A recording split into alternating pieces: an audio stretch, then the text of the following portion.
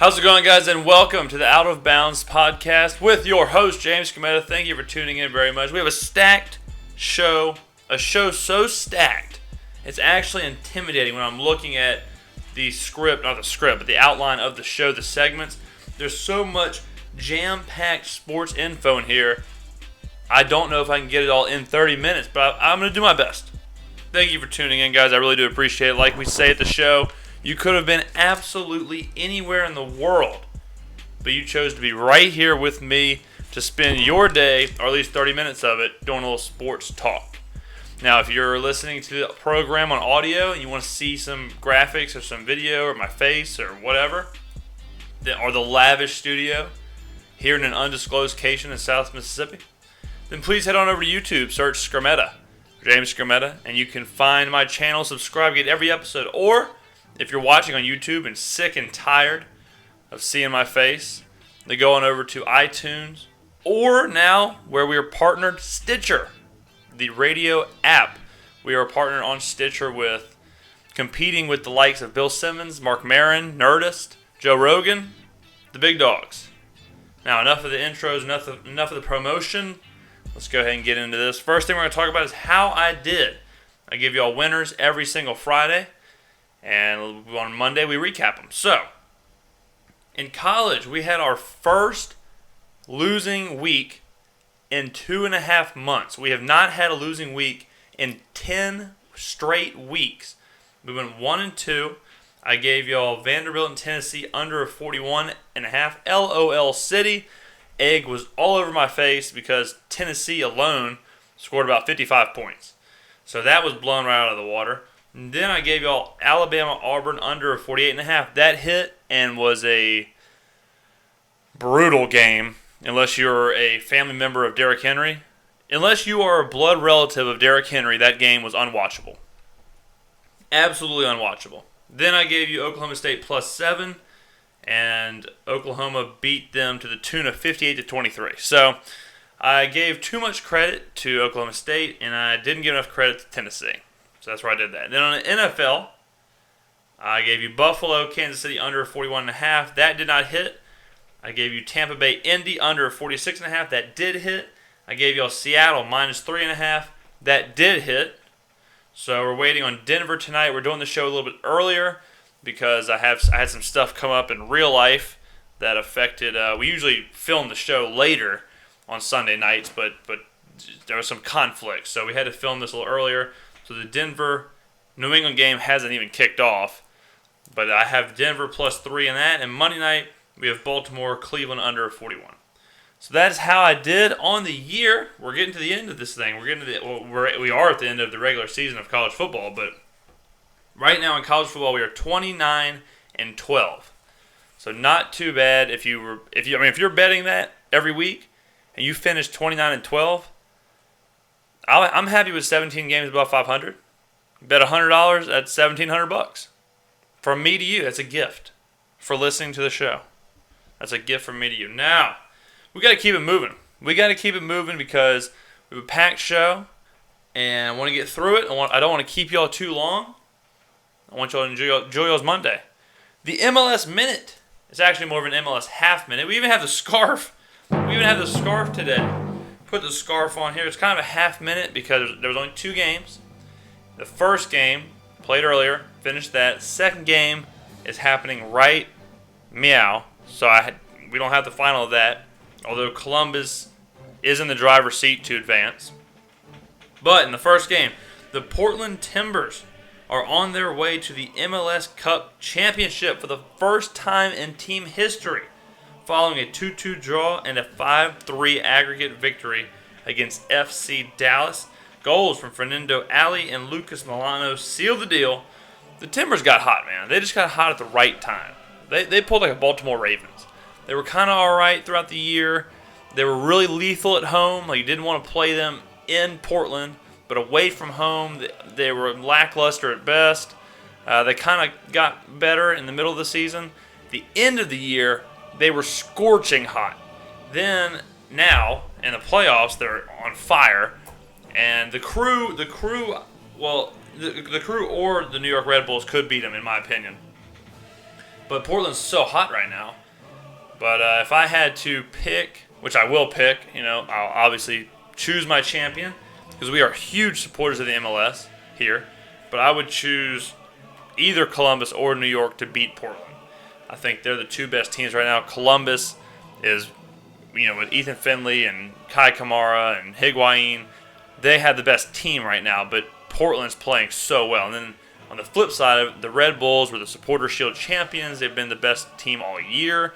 They can score at will with Bradley Wright Phillips. And so I think that Portland will have a tall task against either one of the Eastern teams. But who knows? Who knows? That's soccer for you. That is soccer, and that is your MLS Minute. We haven't heard that music in a long time because they haven't played in a while.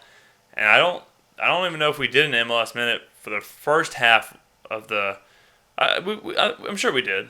But it's been a while. Now, like I referenced, college football, the regular season's over. What a wild ride it was. And the SEC, for the most part, was week in and week out absolutely atrocious. I've never seen the SEC so down. I mean, there was nothing. There was Bama. There was Leonard Fournette for about 5 weeks, and that was it. You're talking about Leonard Fournette? This isn't even on the outlines here, but Leonard Fournette, at one point, we mentioned on the show, was like a minus 400 to win the Heisman. He was the runaway Heisman. He was the runaway, hey, he shouldn't play next year and go straight to the draft. He was this guy's the next Adrian Peterson. All this stuff. And now my man might not even get invited to New York. My man might not even be a Heisman finalist. So I just think it's crazy how that went. Fournette, Cardale Jones was the same way. Cardale Jones was, when they played Virginia Tech at the beginning of the year, they were saying, tank for Cardale Jones if you're in the NFL. Hey, he don't even start anymore. He's a backup. Nuts. But back to the SEC. You had LSU was good for a minute. Ole Miss was good for a minute. And then that both didn't work. Texas A&M was good for a minute. That didn't work. Georgia was good for a minute. That didn't work. It's like all these teams were really good for the first 4 weeks of the season and then collapsed. All those teams I just named, Georgia, Ole Miss, Texas A&M, were all three at one point in my top 5. So, and now they're not even top 25 teams. It's crazy. Well, some of them are, but it's crazy how LSU too. LSU is in my top 5. It's crazy how those teams have fallen so fast. But the rest of college football has been a year of parity. It's been a year of anyone can win. I mean, the best team in college football right now is Oklahoma, and Oklahoma lost to Texas, who at one point was the worst team in football. So it's nuts to see. Because usually in college football, you have mostly the same teams win. They just kind of win, and they do their thing throughout the year. And you work. Some things change, but for the most part, you kind of know what's going to happen, right?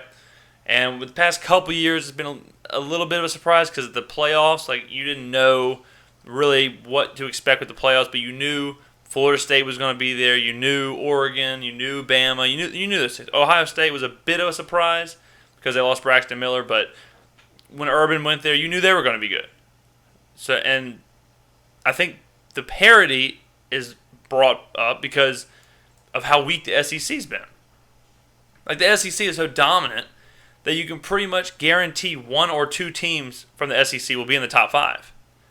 This year, Bama is the only shot the SEC has. If they lose to Florida, there won't be an SEC team. So I think that parity was brought because of that, because some other conferences are getting better. The Big 12 was good this year. You look at the Big 12, you look at TCU, Baylor, Oklahoma State. All those teams at one point were really, really good. And if Baylor didn't have a Seth Russell injury, they could be in the playoffs. Then the Big 10 was better. Michigan had a run there where they were really good. Ohio State was good all year. Michigan State was good all year. So and then you had Notre Dame. You had teams like Notre Dame. You had teams like Clemson as the number 1 team for the back half of the year. So you had a lot of teams from all over the place. The only place that was really weak was out west, which is funny because at the beginning of the year, people said that was the deepest conference. And it might be the deepest, but teams like USC had their own problems. UCLA fell off. Oregon had a Vernon Adams experiment didn't work. So a ton of parity in college football, and it's good for the sport. I do believe it's good for the sport, but I also believe that the sport could be. It's not. I want to compare it to college basketball, but it's not that bad. But it's getting there. It was kind of a revolving door. Like this year was one of the first years where I don't know a single player on Alabama's defense, and I watch Alabama every single week. I don't know if I can name a single player on their defense. I'm trying to think of other teams that are in the same kind of boat. Clemson, I know Deshaun Watson. That's about it. Iowa, don't know a single player. You know, it's just like college basketball is kind of the same way, where it's just a team. Like North Carolina, Duke, the team, the coach, but you don't know the players like you used to. And I don't know if it's kind of we lost a lot of players last year. You lose Jameis Winston, you lose Marcus Mariota, you lose these players. So maybe there's a little bit of a change of the guard. Maybe next year we'll remember these players. There'll be new faces and new names, but it's just kind of a down year as far as talent goes. It's one of those drafts where the first 6 picks are going to be offensive linemen. And whenever the draft is it reflects of the product. When the draft is left tackle, defensive lineman, outside linebacker, tackle, cornerback, it's the college football, just the level wasn't there. Like, if you're talking about Connor Cook, Christian Hackenberg, people like that as your best quarterbacks, and one of them's on a 500 Penn State team, college football this year had its ups and had its downs. But let's go ahead and look at the playoffs. The playoffs are pretty much set, barring huge upsets, right? Right now, the ranking top 5, the college football playoff ranking system, top 5, is Clemson, Alabama, Oklahoma, Iowa, and Michigan State. If those 4 teams win in the top, Oklahoma's already in. Oklahoma is the only guaranteed team. Oklahoma has punched their ticket into the college football playoffs. If Clemson beats North Carolina, they're in, obviously. If Alabama beats Florida, they're in, obviously. If Michigan State beats Iowa, they're in. If Iowa beats Michigan State, they're in. Besides that, there's really nothing else. It would take crazy things to happen for teams like Baylor, Ohio State, teams like that to sneak back in. Let's say North Carolina beat Clemson and Florida beat Alabama. Oklahoma goes to 1. Let's say Michigan State beats Iowa. Michigan State goes to 2. Then Ohio State might sneak in. Baylor might sneak in. Oklahoma State could sneak in. But right now it's pretty much set, barring huge upsets. The only upset that I think is actually possible, and I'm not counting Michigan State or Iowa as an upset, it's 4-5. They're pretty tight right there. I think Michigan State is going to win. I think Michigan State will be the 4th team. But the only upset I can see is North Carolina beating Clemson, because Clemson has played terrible. They have played awful since beating Florida State. They've just kind of had that best team. They've had that number 1 ranking hangover where you get ranked number 1, and you can just see the players have so much pressure on them. You can just see that they're conservative. They're not. So when you get to that level, it's just important you keep winning. It's just important you keep getting the W's. Then you can get your break, take a break, get to the playoffs, and then play your game again. Like Notre Dame, they just had to keep winning. They didn't win. They didn't beat Stanford, so now they're out of the playoffs, barring huge upsets. Doesn't matter if you win by 2 or 3 points when you get to that 1 through 4 spot. You just have to keep winning. And Notre Dame didn't do that, and Clemson has almost not done that. They almost lost to South Carolina. But I would not be surprised if North Carolina beat them. Larry Fedora is a former Golden Eagle, has North Carolina flying. They are trouncing people. They are thwarting all opponents. And if they can score points. And if they run up against Clemson and put it on them, I don't know if Clemson can answer. That would be, we've seen crazier things. But my top 5, we'll go into my top 5, everyone's favorite segment. My top 5 right now is reflective of the college football playoff ranking. It's not much different. It's just different where they are. Pretty much the same teams. One is Oklahoma. They're the best team in the country, and I don't think it's close. I think they would beat Bama by 2 touchdowns. They'd beat Clemson. They would destroy Iowa. They'd destroy Michigan State. Oklahoma is the best team in the country right now, which I said 3 weeks ago. And Baker Mayfield is the best player in the country right now. He could easily be your Heisman winner. Derrick Henry has the season that he's had is so underrated. Arguably, it could be the best single season SEC running back season of all time. It's so much better than Mark Henry's Heisman winning year. I can't even stand it. Granted, Mark Ingram should have lost to Toby Gerhart anyways, but that's a subject for a different day. That's a subject for a rainy day, or a Twitter rant, or a few vodka waters in, and then you get on Twitter and you wake up and you're unemployed. So Oklahoma's 1 with a bullet.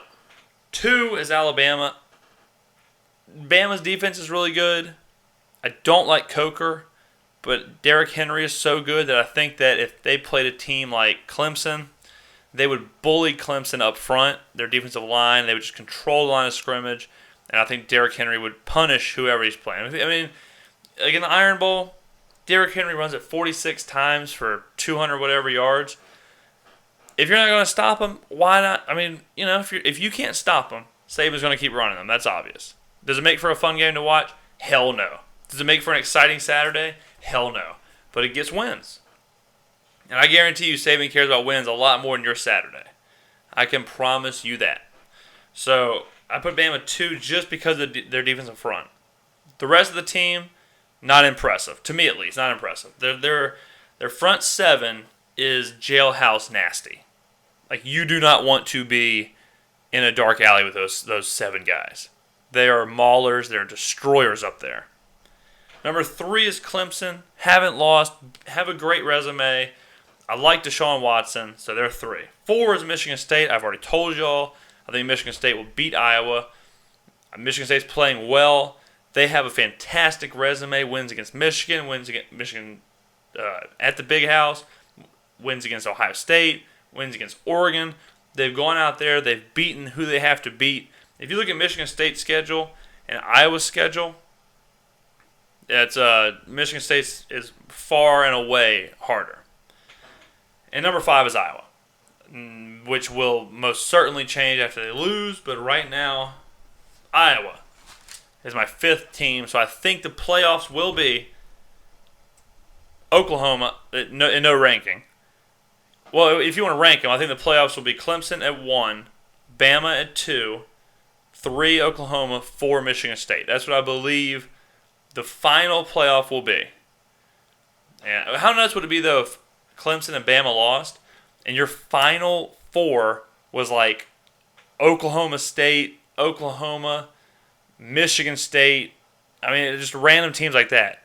You talk about some parity. All right, 2 final things to talk about. Number 1, we haven't talked about the NBA really at all this year, but I have to mention it. Otherwise, there'd be no point listening to this show. Kobe Bryant announced today, Sunday, that this will be his final year in the NBA. And then he's going to retire. And you just got to kind of mention it because you don't want to. It's always amazing to see time stay undefeated.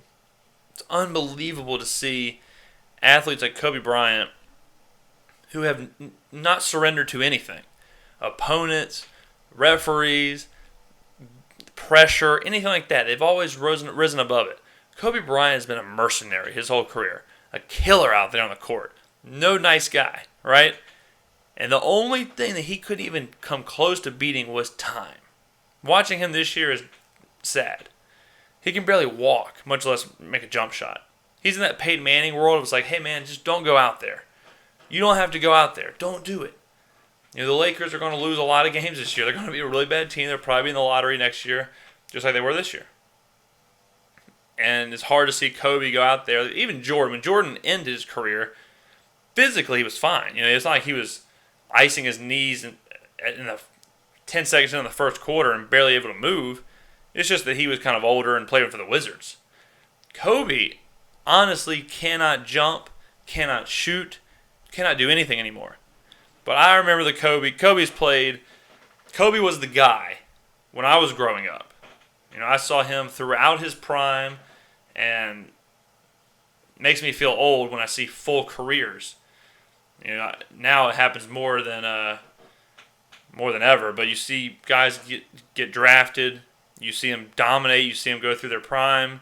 When LeBron James is getting to the point to where he's running past his prime. I remember when he was I remember watching his games in high school.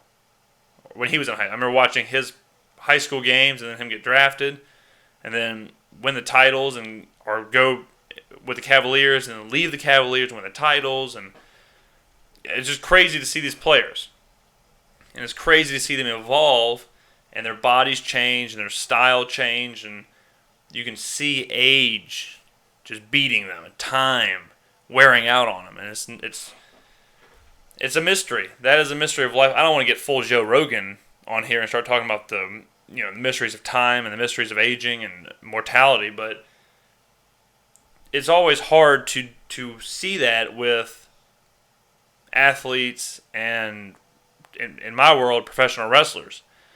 Because whenever a lot of kids, the generation before me, their superheroes were like Batman, Superman, G.I. Joe or whatever, Captain America, ageless people. They're fictitious characters. They don't age, Iron Man is the same age right now as he was 40 years ago. Superman is the same age now as he was in 1940.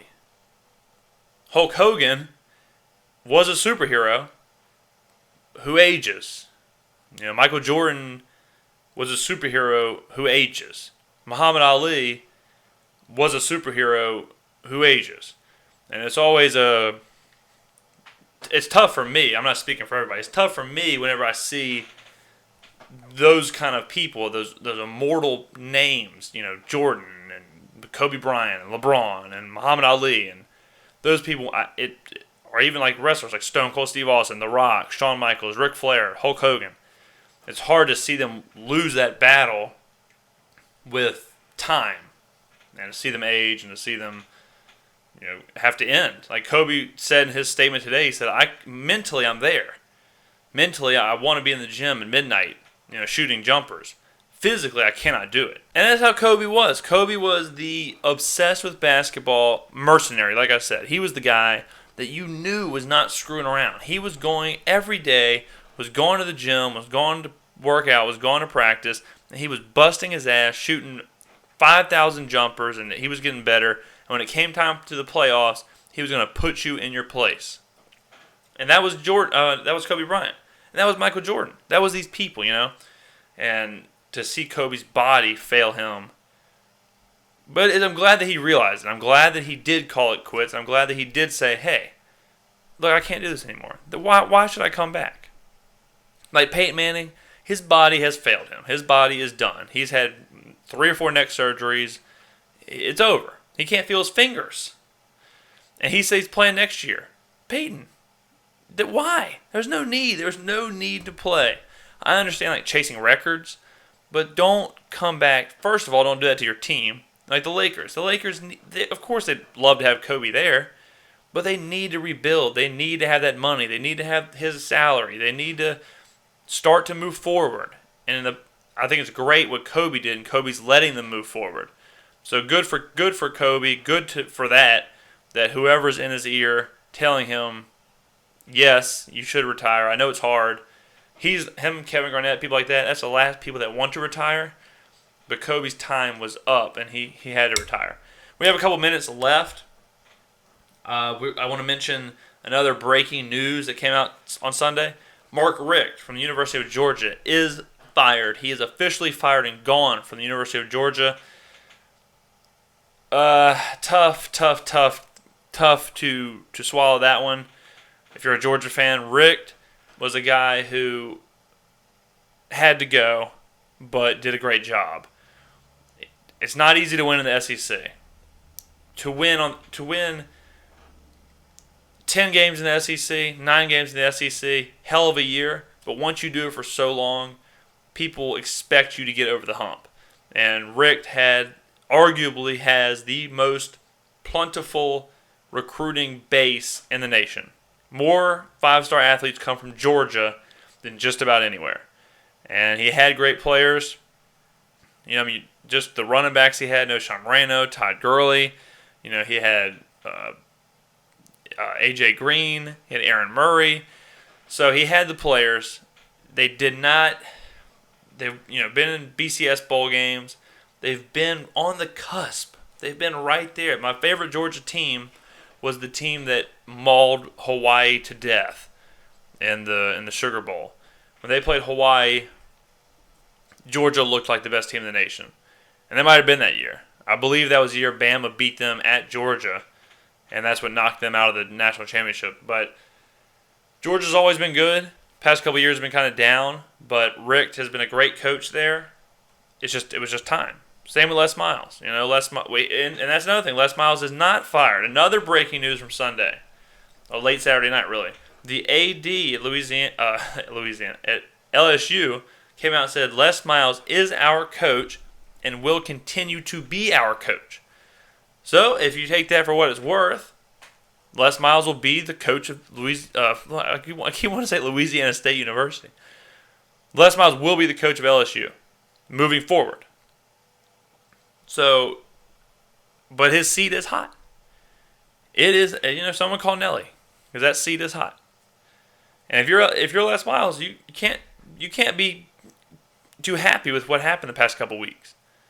You can't be too happy that boosters have $15 to $20 million sitting on a table ready to pay to get you the hell out of town. You got to think that next year, if he's not in the SEC championship game, if he's not a one-loss team, then he'll probably get fired. Which I think is good. I do think that it was right if this is what happened. I have no idea if it's what happened. But I think it is good that they said, look, Les, if you don't go out there and deliver next year, remember, he has Leonard Fournette coming back. If you don't go out there and deliver next year, you're gone. And I think with a coach like Les, I think it's good that you give him that respect of telling him if he doesn't deliver, he's gone. So that's the two things that broke over the weekend. Les Miles is safe, and Mark Richt is gone, and Kobe Bryant has retired. But we have done this show right on time. This is a perfect time show.